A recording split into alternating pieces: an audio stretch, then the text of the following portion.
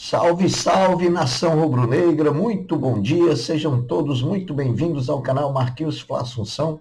Nós estamos chegando na manhã dessa terça-feira para trazer as últimas informações e também as principais notícias do rubro-negro mais querido do Brasil e do mundo, o Clube de Regatas do Flamengo. Inicialmente, como sempre fazemos, antes da gente trazer o giro de notícias do Mengão, eu pediria a você, rubro-negro, que não é inscrito ainda no nosso canal, que se inscreva, que deixe o like, que compartilhe os conteúdos nas redes sociais e que, por fim, você ative o sininho das notificações para que o YouTube possa notificá-los de tudo que tiver acontecendo de novidade aqui no nosso canal. Dito isso, vamos às notícias do Mengão, porque aqui não tem enrolação. Bom, depois da classificação heróica para a final da Copa do Brasil de 2024 diante do Corinthians, o elenco rubro-negro folgou nessa segunda-feira e se reapresentará hoje às 15 horas no CT Ninho do Urubu, onde iniciará a preparação para a partida de sábado contra o Juventude no Maracanã.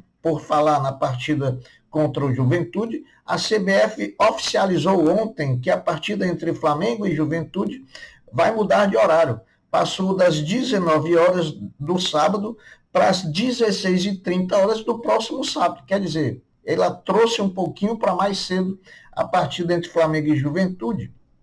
E essa alteração foi um pedido do Grupo Globo. Essa é uma partida da 31ª rodada do Campeonato Brasileiro. Portanto, a pedido da Globo, que é detentora dos direitos de transmissão do Campeonato Brasileiro, a partida entre Flamengo e Juventude deixará de ser às 19 horas e se antecipará para as 16h30, eu acho pior, né? Às 19 horas é um clima muito mais ameno para a prática do futebol. Diante do Juventude, o Flamengo não poderá contar com o atacante Bruno Henrique, que estará cumprindo suspensão automática pelo 3º cartão amarelo que tomou contra o Fluminense. A expectativa para essa reapresentação de logo mais no CT Ninho do Urubu é pela situação do meio-campista uruguaio Nicolás de la Cruz, que deixou a partida diante do Corinthians sentindo um problema muscular na coxa direita. O uruguaio Nico de la Cruz chegou ao Rio de Janeiro mancando e passará por exames de imagem nessa terça-feira, antes da reapresentação do elenco no Ninho do Urubu. Porém, o clima internamente é de pessimismo em relação ao aproveitamento do meia uruguaio na final da Copa do Brasil. O técnico Felipe Luiz, para a partida contra o Juventude, ganha a opção do centroavante Carlinhos, que ficou de fora contra o Corinthians por não estar inscrito na competição. A comissão de arbitragem da CBF definiu o nome de Braulio da Silva Machado como árbitro da partida entre Flamengo e Juventude, sábado, 16h30 no Maracanã.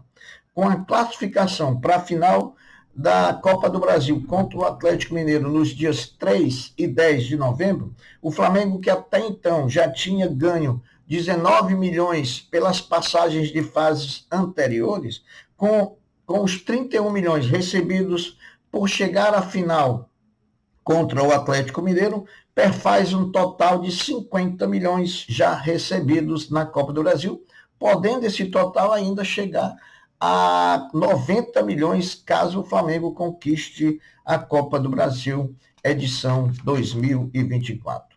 O Flamengo emitiu nota oficial ontem repudiando veementemente os ataques sofridos pelos torcedores rubro-negros que viajavam de ônibus do Rio a São Paulo para acompanhar o jogo contra o Corinthians pela Copa do Brasil. Os torcedores foram atacados mesmo com escolta da Polícia Militar. Uma vergonha, uma conivência da Polícia Militar de São Paulo, que parece que se acha satisfeita com a situação. Porque como é que se deixa você jogar pedra nos ônibus do Flamengo, você estando fazendo a escolta?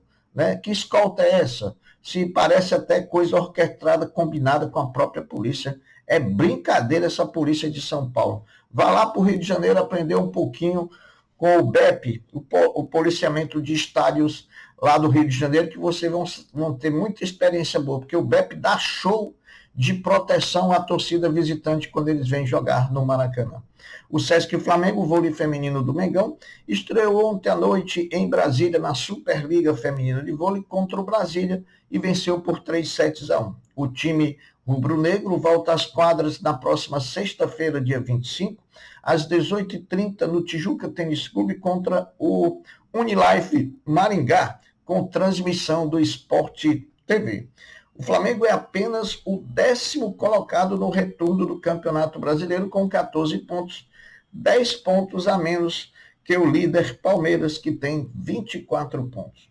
Depois do presidente do Atlético Mineiro, Sérgio Coelho, sugerir à CBF a adoção do impedimento semiautomático na disputa da final da Copa do Brasil entre Flamengo e Atlético, o que de pronto o Flamengo entendeu e concordou que também seria excelente para a disputa da final da Copa do Brasil a adoção dessa nova tecnologia. Afinal de contas, meu amigo, o Flamengo é um dos clubes que mais está sendo prejudicado pelo VAR. É só olhar o jogo da semifinal contra o Corinthians, onde várias situações prejudicaram o Flamengo.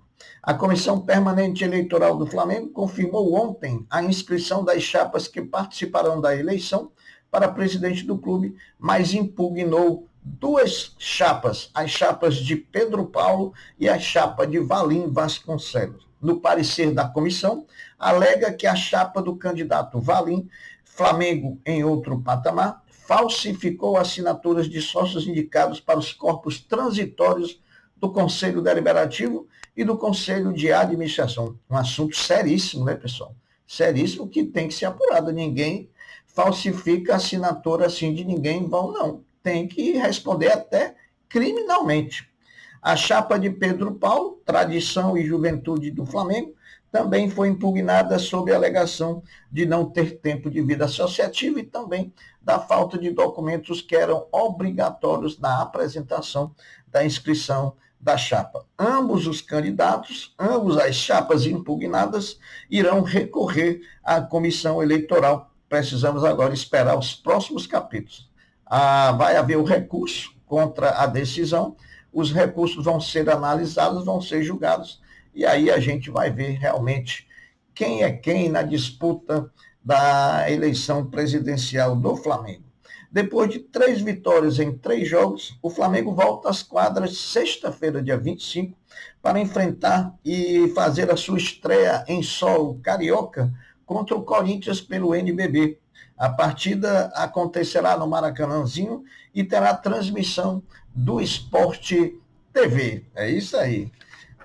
Sobre a multa pelo uso do goleiro Hugo Souza, pagamento do Corinthians ao Flamengo, até às 18 horas de ontem, na verdade, o Corinthians não depositou ontem, a multa de 500 mil, porém, depois de muitas... É por isso que eu estou dizendo, né? Quando a gente não tem o contrato para ler, fica muito difícil ficar falando.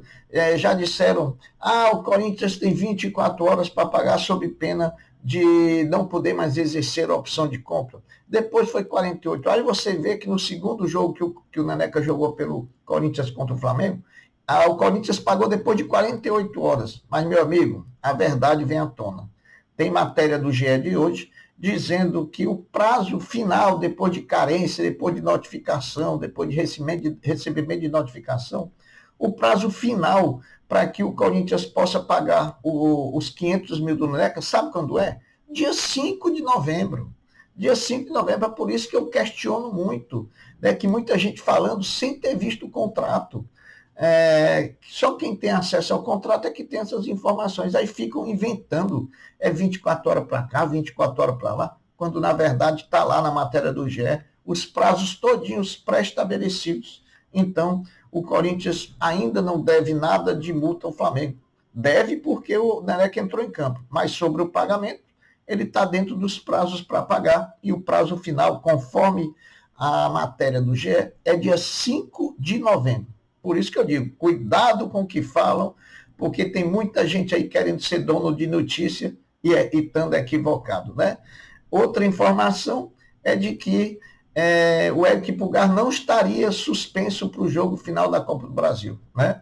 Está suspenso, tomou o 3º cartão amarelo com o Corinthians, está na matéria do GE também de ontem, e tomou cartão contra o Palmeiras no primeiro jogo das oitavas de final da Copa do Brasil, tomou cartão contra o Corinthians no primeiro jogo da semifinal e tomou cartão contra o Corinthians também no segundo jogo da semifinal. Portanto, quem está dizendo que Eric Pulgar não está suspenso, está errando, está na Globo no GE de hoje, e eu vi nas súmulas, súmula por súmula, contra o Palmeiras no primeiro jogo das oitavas, contra o Corinthians no primeiro jogo da semifinal e contra o Corinthians no segundo jogo da semifinal. Portanto, Eric Pulgar está suspenso para o primeiro jogo da final contra o Atlético. A partida entre Corinthians e Flamengo, com transmissão da Globo, igualou a marca de Flamengo e Bolívar na Libertadores desse ano, com a maior audiência com o futebol da emissora no Rio de Janeiro em todo o ano, né? Flamengo sempre quebrando os recordes da Globo. Agora, algumas informações importantes sobre a final da Copa do Brasil, que vai ser jogada entre Flamengo e Atlético Mineiro. O Flamengo, na final da Copa do Brasil, com o Atlético Mineiro, será a 10ª vez que o rubro-negro decidirá a competição, sendo a 3ª de forma consecutiva. Nos últimos 3 anos, o Flamengo foi para a final da Copa do Brasil, né? Em 22 ganhou do Corinthians na final, em 23 perdeu para o São Paulo e agora em 24 vai enfrentar o Atlético Mineiro. Quinta-feira, dia 24, às 15 horas, haverá o sorteio dos mandos de campo na final. O evento ocorrerá na sede da CBF no Rio de Janeiro. De acordo com o calendário da CBF, as datas reservadas para as finais da Copa do Brasil serão os dias 3 e 10 de novembro, portanto, 2 domingos. Passando esse domingo em que o Flamengo, das eleições, dia 27 de outubro, no próximo domingo, o Flamengo já estará em campo para decidir a primeira partida da final da Copa do Brasil contra o Atlético Mineiro. Resta saber se no Maracanã, se na Arena Galo Cego. Os palcos dos confrontos serão a Arena Galo Cego, em Belo Horizonte, e o Maracanã, no Rio de Janeiro. Bruno Henrique, que perderá o primeiro jogo da final da Copa do Brasil por estar suspenso, com certeza, tendo julgamento ou não, e sendo condenado ou não, o Flamengo deve recorrer pedindo o efeito suspensivo e Bruno Henrique deve estar no segundo jogo. Eu não tenho dúvida nenhuma disso, né? Primeiro, eu acho que não tem tempo hábil para ver o julgamento antes do primeiro jogo. Ele vai cumprir o primeiro jogo, porque a obrigação ele vai cumprir a partida inicial, porque você não pode jogar o próximo jogo, né? Então, ele está suspenso no primeiro jogo, não joga. Agora, no segundo, eu tenho certeza que mesmo que haja tempo para fazer o julgamento e que ele seja condenado, o Flamengo consegue, sem dúvida nenhuma, o efeito suspensivo e vai dar condição ao Bruno Henrique de estar no segundo jogo, sendo a opção ao treinador Felipe Luiz, né? Então, é isso aí, meus amigos. As notícias são essas, eu vou ficando por aqui, deixando uma até breve, uma até logo, dizendo fiquem todos com Deus, porque eu sempre estou com ele. Saudações rubro-negras. Fui!